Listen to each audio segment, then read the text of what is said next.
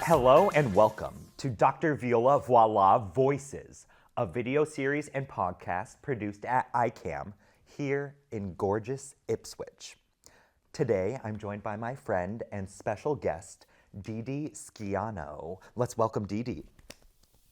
Hey. Yes, please tell us any pertinent details about yourself before we get into your background.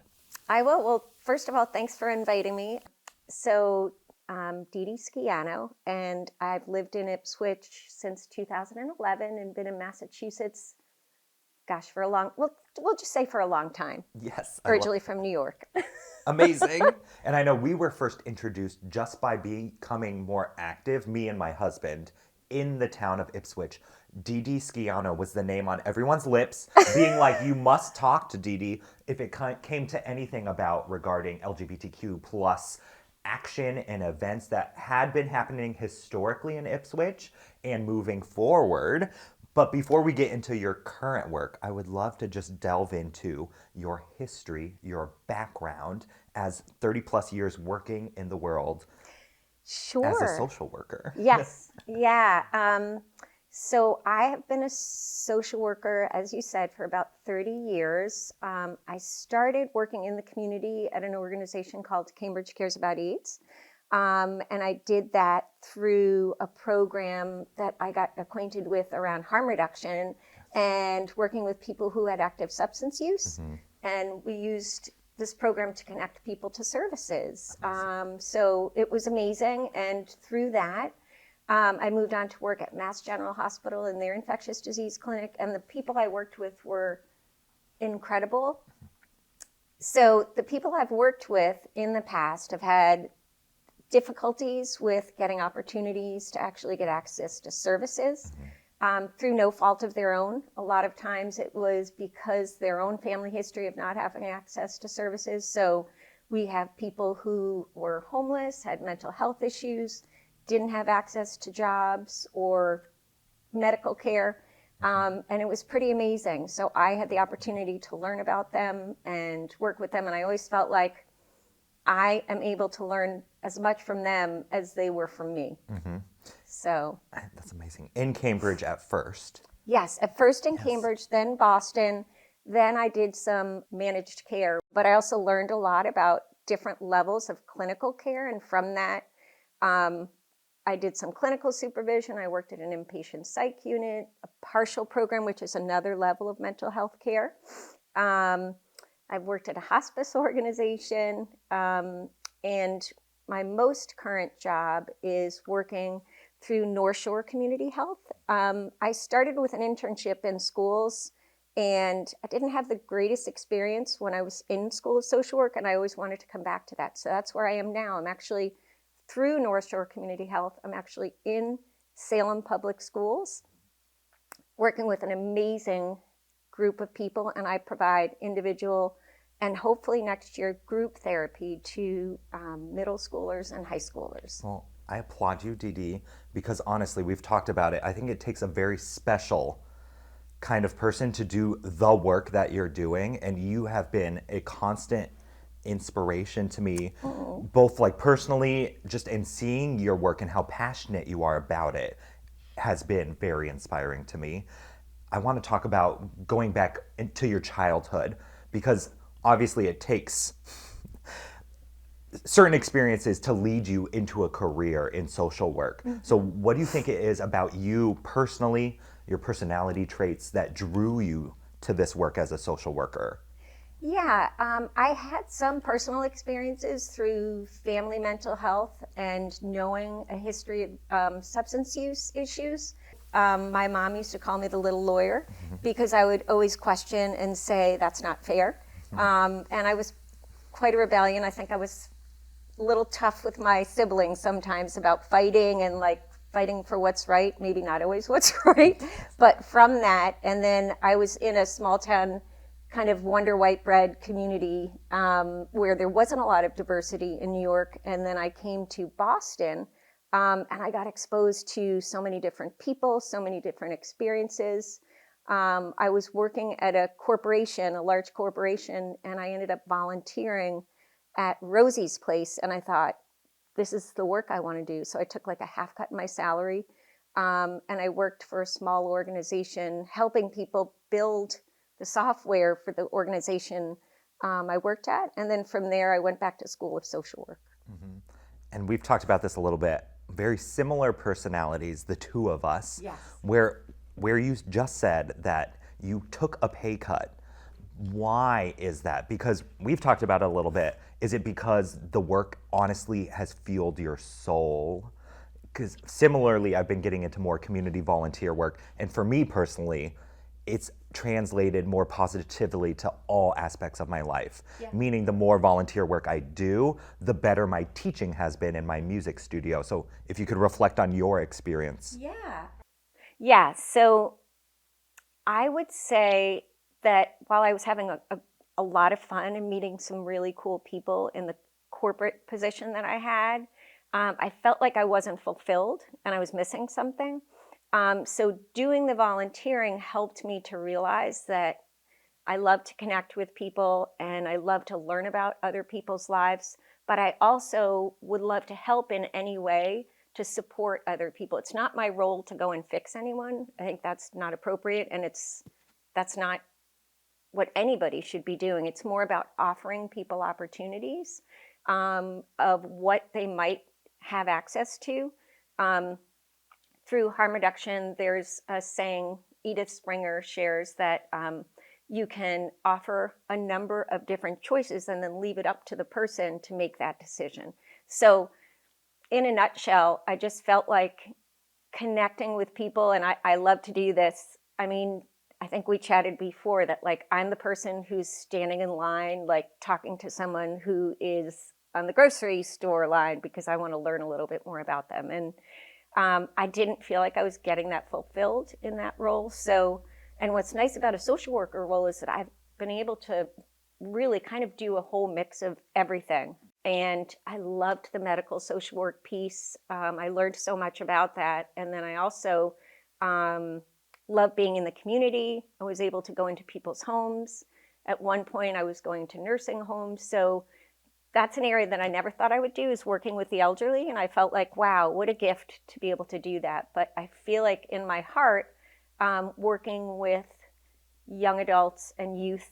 And then, I mean, I love the Salem community because they're really invested in embracing all walks of life, including, you know, every and any immigrant, the LGBTQI community. They offer so many resources. It's really just a community that's incredible. And I guess I have to say to you that you're helping us to bring that here in Ipswich. Well, yeah. I love that you're saying that, Deedee, because honestly, a lot of people haven't been telling me that. Because obviously it's easy to get distracted by what's said about you online. Yep. And it's nice to hear, especially coming from you, who is so experienced, who has had years of putting in the work into the community. And genuinely, Deedee, every time I see you, I'm drawn to you, not only because you're amazing eye contact, but because honestly, you have this presence about you, and I know everyone feels it, is that you are a safe space on your own, and you invite people into your world, as you say, and then you just ask questions, which I am trying to become better about, because I can be very vocal and opinionated, but when it comes to you and talking about anything, I just immediately not only feel supported, but feel like I could go out and make some really positive changes in the community. So that's why you have been an inspirational force for me and my husband Logan here in Ipswich, because we feel your support. That's great. We see what you're doing, and we want Ipswich to be just as inclusive as these other communities that are neighboring us. Yes.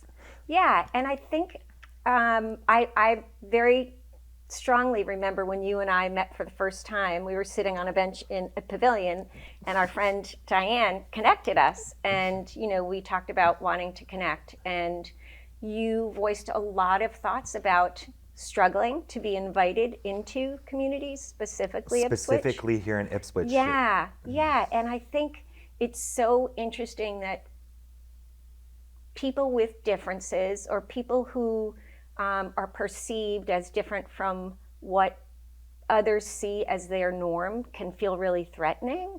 And to me, I have trouble making sense of that, because what I would love is that the more you invite other people in, you can learn about them.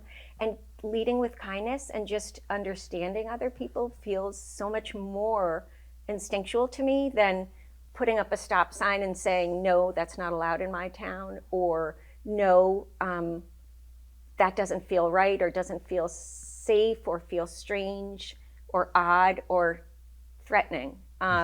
So, and it may be from their own experiences, of how they were brought up, or, you know, maybe it's what they see in social media. I'm not sure.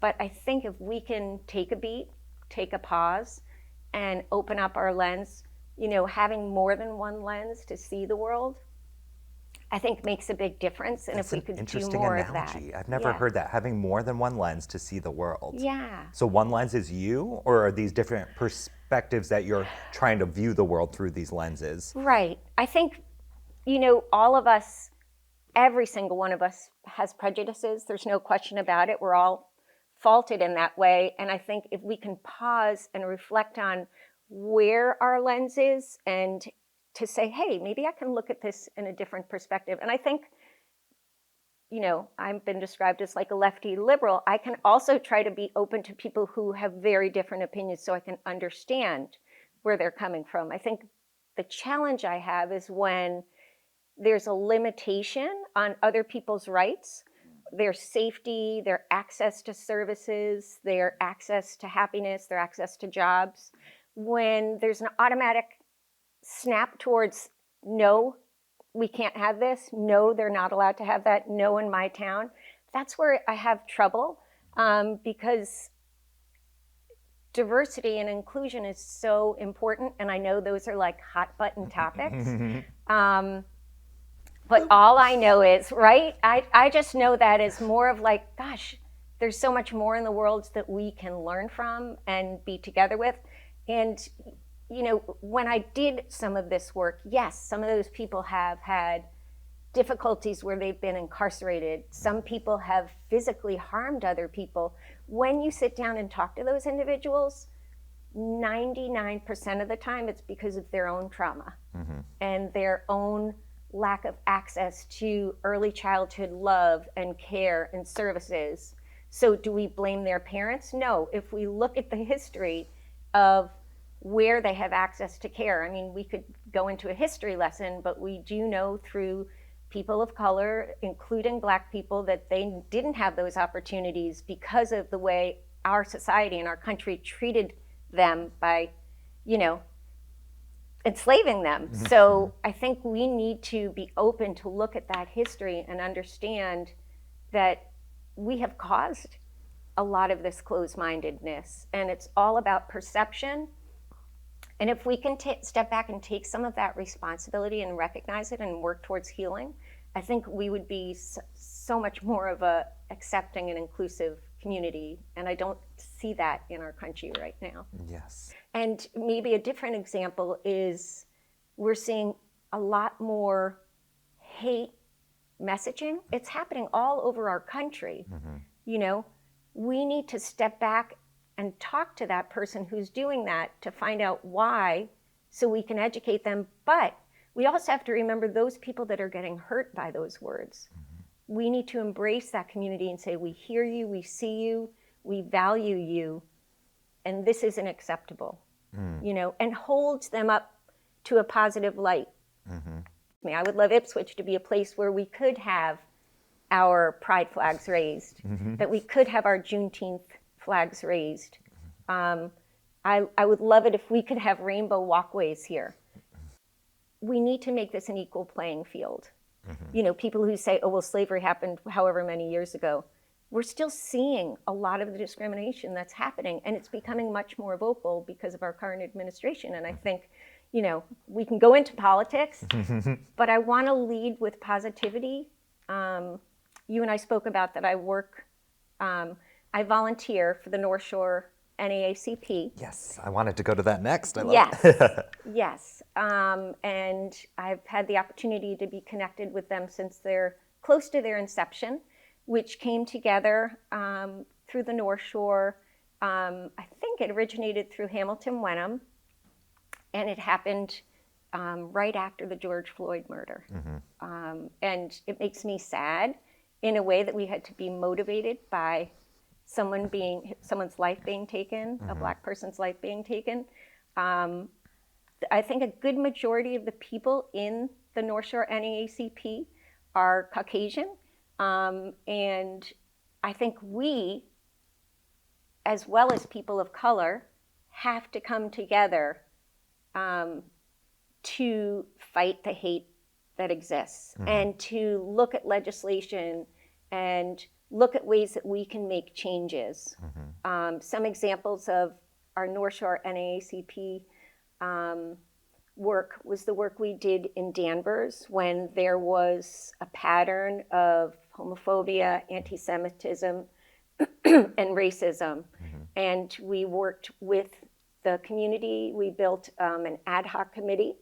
What is that? An ad hoc committee is when you pull in committee members from the town that exists, and we were able to address some of those concerns. And we brought in two large organizations, the Anti-Defamation League, and we also were able to involve the Attorney General's office. So sadly, we had to do that. Now, then there's a place like Linfield where there were racist remarks that occurred, and immediately they addressed it. So, Meaning they put out a statement? How do you address that? yeah, that's a great question. They called out that it was wrong. They did an investigation. I read in the paper yesterday that those people have resigned. And they held those people accountable, but they also spoke to the individuals that were targeted, recognizing that they heard them, that they saw them, and they wanted to make sure that they knew they were a valued community member. And I think being able to communicate, to look at restoration and making sure that we can, as a community, address this hate and address this. Where is it coming from? What's it stemming from? So, yes, it's controversial, and yes, it matters. Yes. So it's really, really important.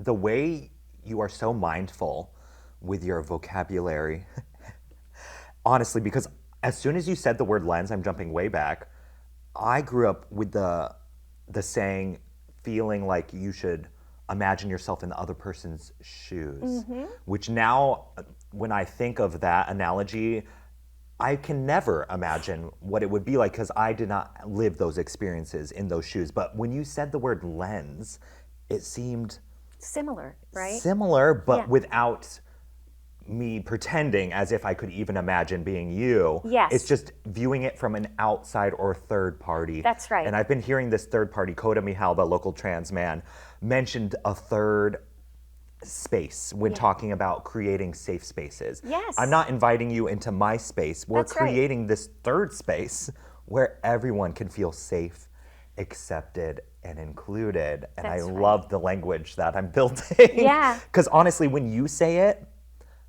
I feel like you, the way you just said, and how you talk to people around the issues is just so well done that, like, how could someone not hear Deedee Schiano talk and immediately feel like excited for the future or a little more hopeful, or understand their experience and why they are a product of their environment, as you said.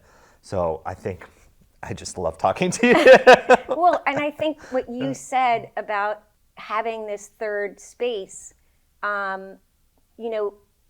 can look at the trans community, and within that umbrella, people who identify as non-binary. And instead of saying, well, I just don't understand that, or that's just a fad, if we go back to history as well, there are places in the world that do not use this social construct of he and him. What it is that they include Other words. Yes. Yes. Yes. That is more inclusive. It's not exclusive. Yes. Yeah. We're here in America, it's he and she and they. Yeah. And I have some friends who don't identify with the they, like specifically non-binary friends. Yes. Who don't like the verbiage of they. Yes. Because it seems like an othered third party. Yes. That maybe is it is looked down upon. Yeah. So, and I know, because I watch another fellow drag activist, Patagonia. I love her content. And she is always talking about nature and animal species. There are, I forget how many she mentions in her videos, but hundreds, I presume, of animal species that actually don't have a male or female, that they transition between genders. And some animal species that are so fluid, and we are an animal species as humans. Yes, we are. So we have that as part of this is how we were built. Right. Right. I can say that, I had the opportunity to work with the trans community at a number of the jobs that I had, and I had to get trained because I didn't understand. And many years ago, when I worked for AIDS Action, there was this fabulous community that provided trans health. And I got to learn from those colleagues about their life experience. And I was trained about the language to use. And I think there's so many resources that are available.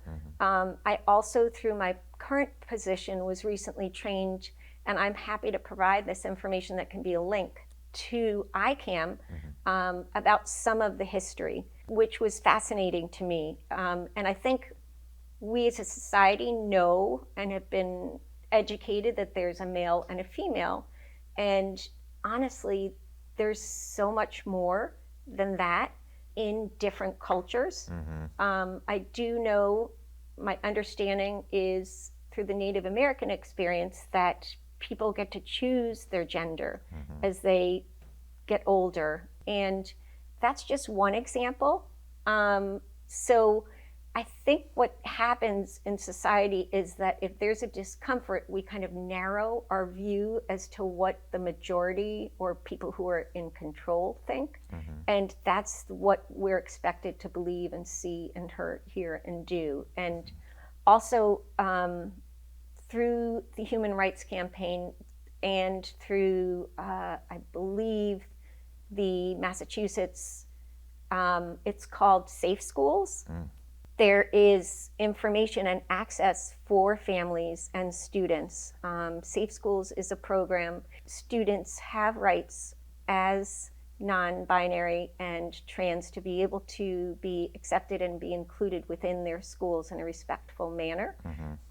So that's great information for them to know, and they can ask their administrators about that.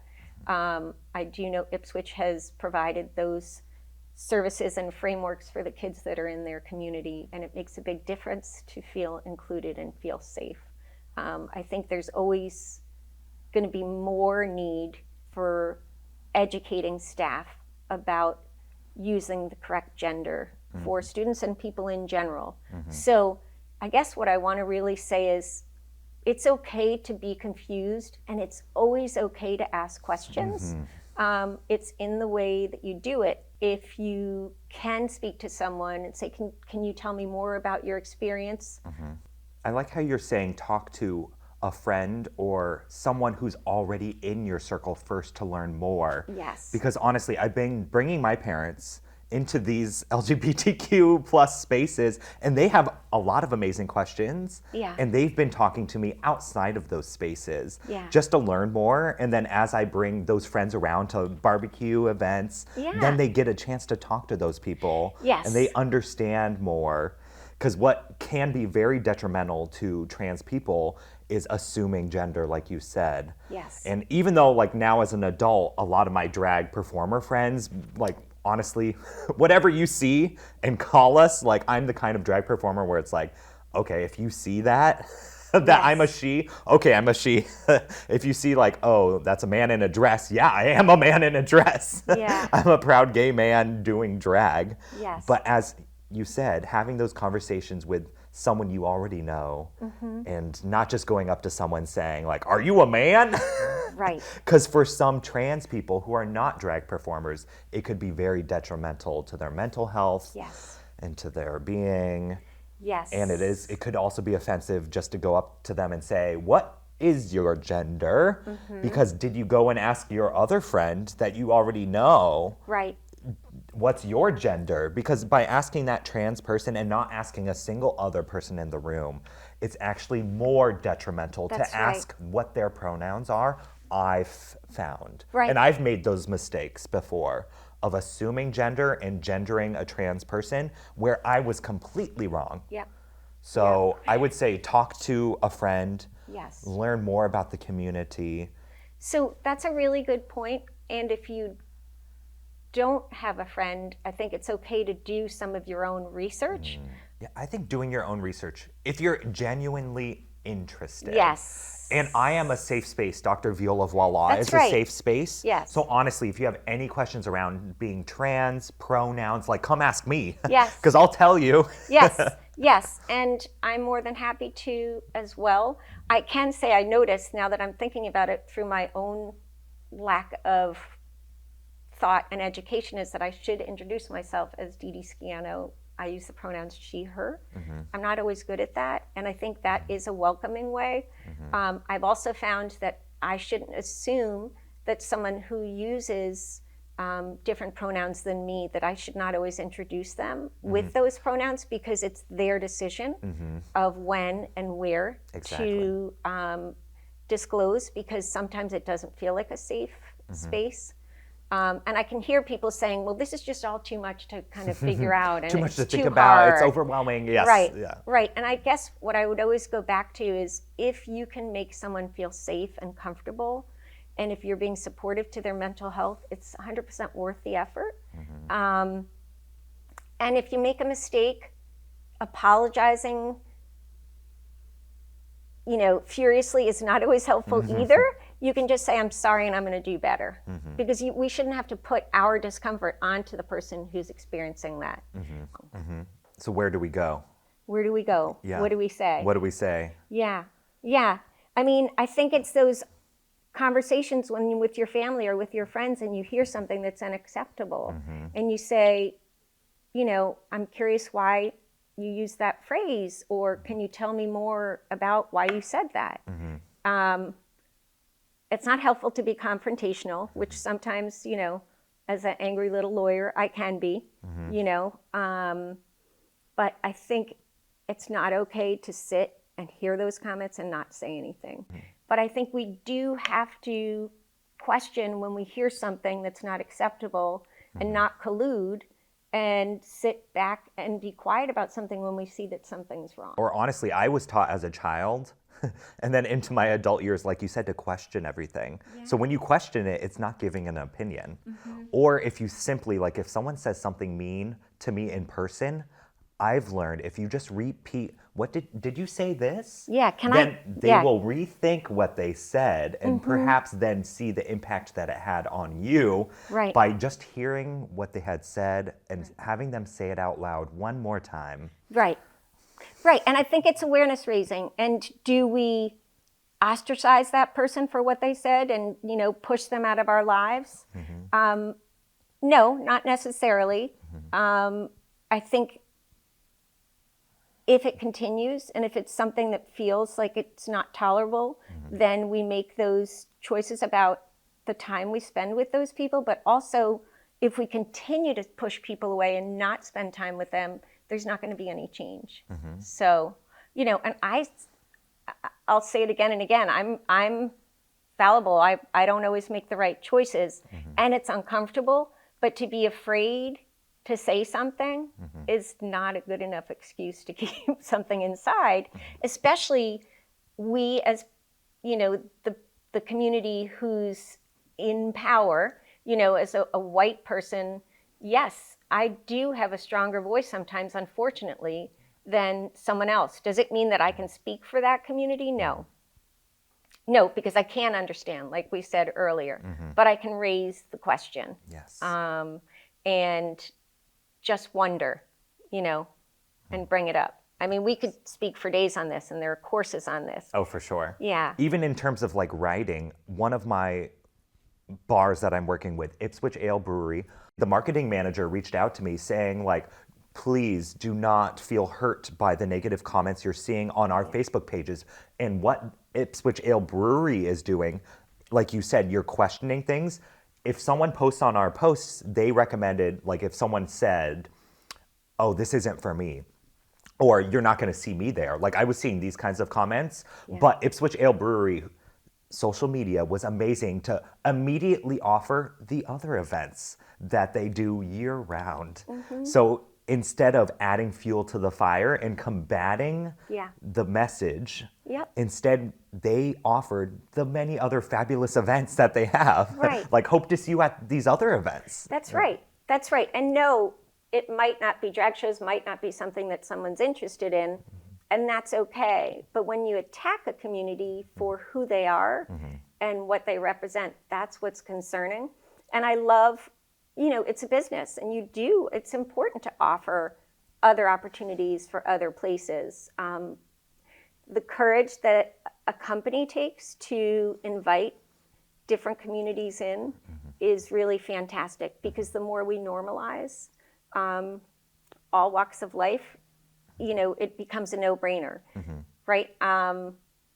In 2004 is when I believe, you can correct me if I'm wrong, but when we legalized gay marriage in Massachusetts, there was this big worry about what would happen, right? We were the first, and I think it's about the fear. It's about the fear of what if, or I don't want to corrupt my kids, or I don't want my kids to become them, it just doesn't happen, and I think that's around fear, hate, and anger, and when we look behind that, we can see that none of those things are true. I love that. Would you also like to talk about your current work with the Homes for All Ipswich? Yeah. So I want to give like 99% of the credit to Lindsay Randall.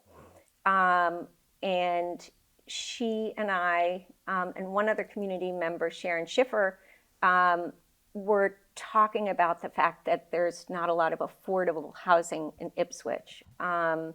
And we were concerned about that, just like so many people are. And so we have worked to promote more housing. Not this time around, but the previous voting, we focused a lot on 3A.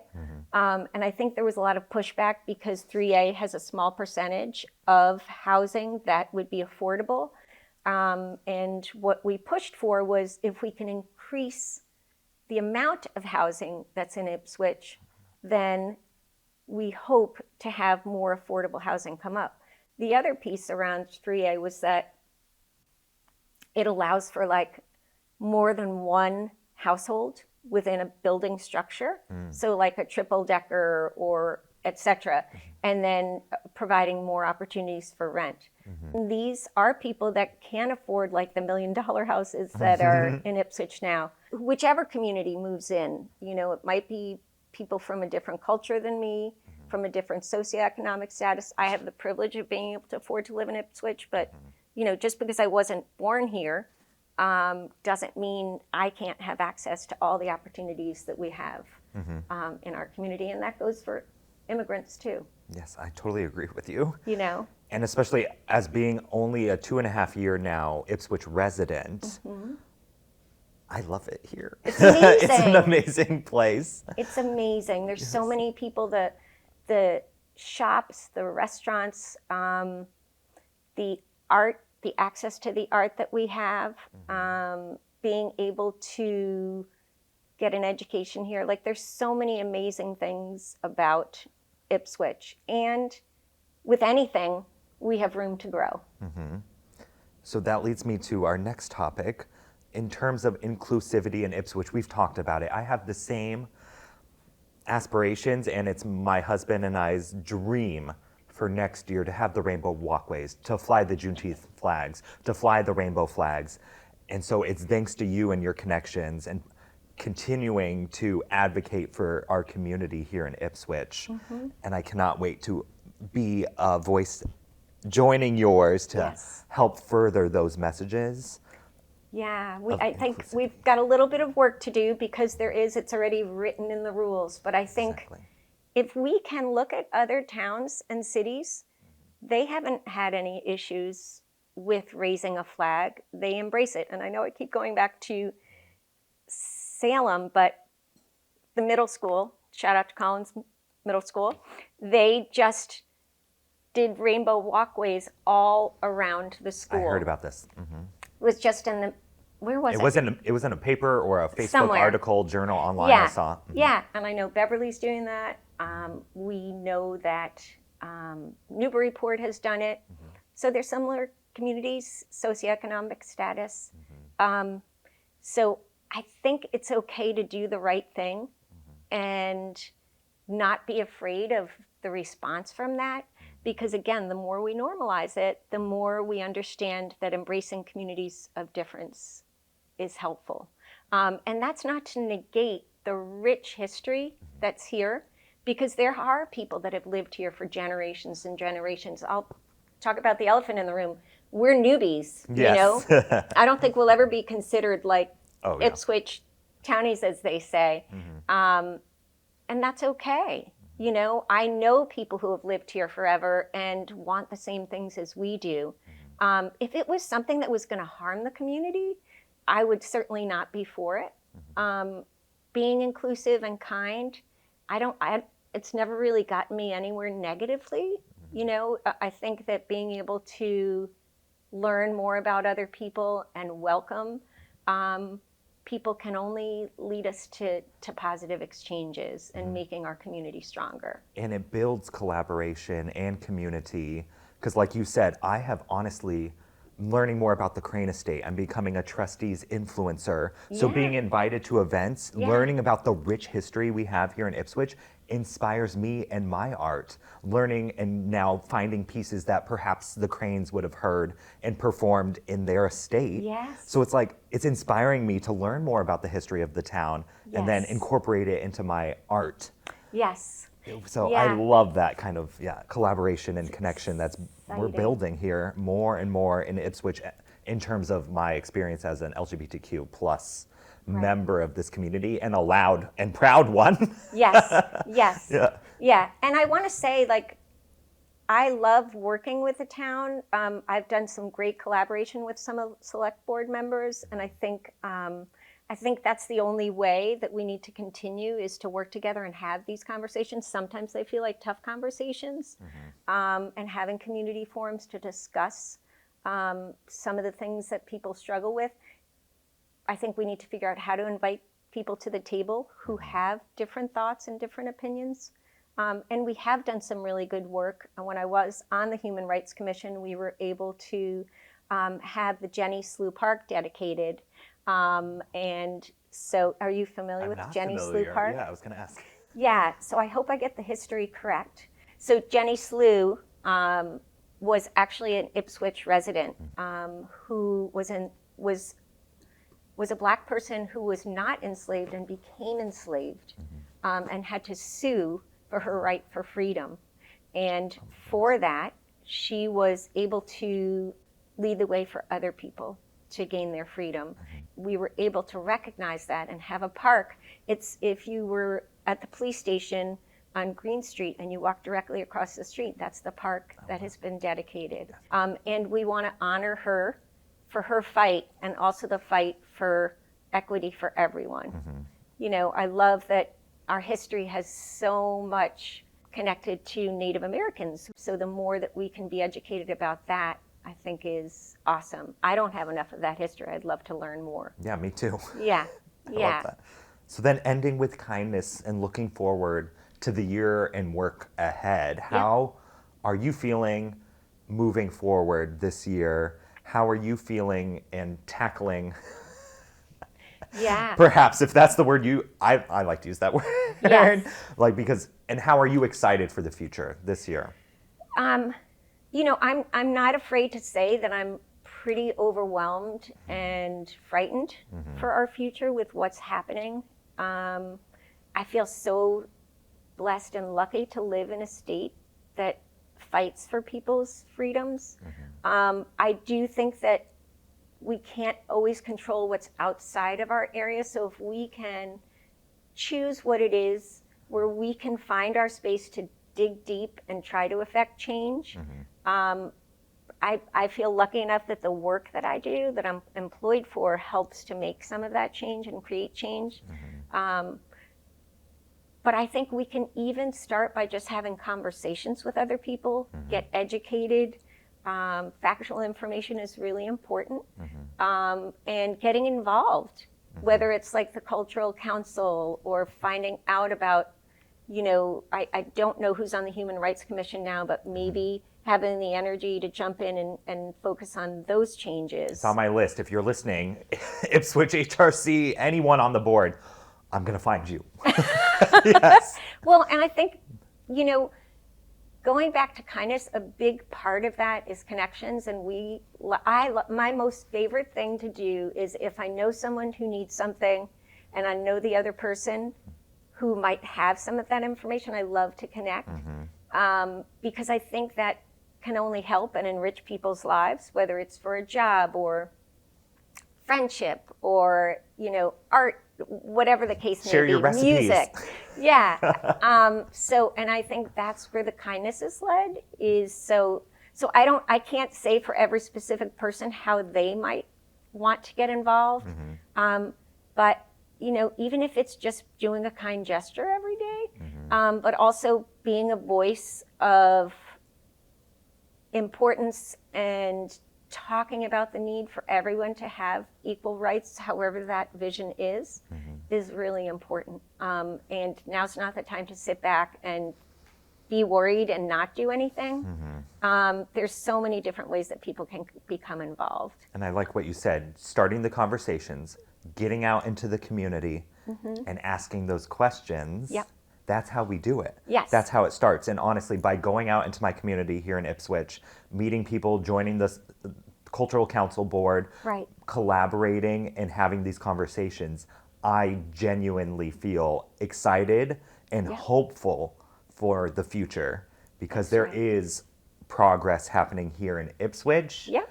And I'm excited Yes. for the year ahead. Yes. Yes. Yeah, Ipswich did a beautiful job. So many Pride events this year. And I love that it was kind of like we couldn't figure out where to go because there were so many different events all over the North Shore. A lot of people ask, well, why do you need all these events? It's to be seen and heard and valued and celebrating. We can always celebrate difference. So going into the year, being where we are right now, what happens? What would you tell someone if they are at home, struggling, not able to leave the house, down, their mental health maybe not in the best place? Yeah. Where would you direct them? Yeah, so that's such a great question. I can tell you there's a number of different options. If it feels like an emergency or in a crisis, they could call a number that it's been created. It's 988 to speak to someone right away. If it feels like, the mental health need that you have is not emergent or, feels like a crisis, you can get in touch with your medical provider. If you're in school as a student, you could speak to a trusted adult or speak to your parents if that doesn't feel safe. Definitely 988. And then specifically for the LGBTQA community, the Trevor Project is a great hotline that has a lot of great resources. As we know, it's a community that has a much higher rate of anxiety and depression and thoughts of suicide, and unfortunately, people who have completed suicide because of feeling so rejected and harmed by what's been communicated about the community and how they've been treated physically, emotionally. In addition, locally, we have an amazing organization called NAGLI. Tony Leone is the director, who I know from work that I've done over in Salem, as well as he was able to connect and come to a community church. So there are so many different community groups, including NAGLI, that are very inclusive. And it's a really safe space for youth to go and connect. They've got great programming. Yeah, and my all ages events that have been happening here in Ipswich, I am now partnering with NAGLI. So my open stage event that just happened had Tony there. Awesome. Just in case families have questions. Yes. Yeah. I love it. Yeah, and I think also for families, if they have questions and don't understand and they want more information, that's a great place to connect with for resources and support. And there are many behavioral health providers too that kids can be connected to as well, either for groups or individual. So that's where we are. There's some really great resources out there that people don't have to feel alone or isolated. This is a lot of information, and maybe, I'm wondering, there is a lovely person, and I cannot remember the person's name, who Tony has brought, but maybe you want to interview someone who is trans or who is non-binary and who could provide you with that information and education, because it's so critical to share that information. If there's any other trans members of the Ipswich community, I want you on my series. I'm about to wrap up a full year of Dr. Viola Voila Voices, and it is my dream, and I want to collaborate with local trans man Coda Mihalba for season 2, where it will be more topic-based. Yes, well, maybe Coda, not that he has to be the representative of all trans people, but maybe he could incorporate some of the language and help to educate people about that. I agree. That could be really important. And Coda has told me, so I'm telling you, that if you ever have questions, Coda is fine if you walk up to them also and ask him about these topics. Yeah. Cool. I love it. Yeah. I know we've covered a lot, but it's been great to talk to you. Yes, pleasure, as always. Well, thank you for joining. Oh, it's an honor that you asked me, so I appreciate it. And honestly, we could talk for I know. hours and hours, which we will in the future. I love it. So, exactly. Fast friends. Fast friends and extroverts, yes. Yes, yeah. Well, thank you for joining Deedee Schiano. Join me next week for another episode of Dr. Viola Voila Voices. Thank you for having me.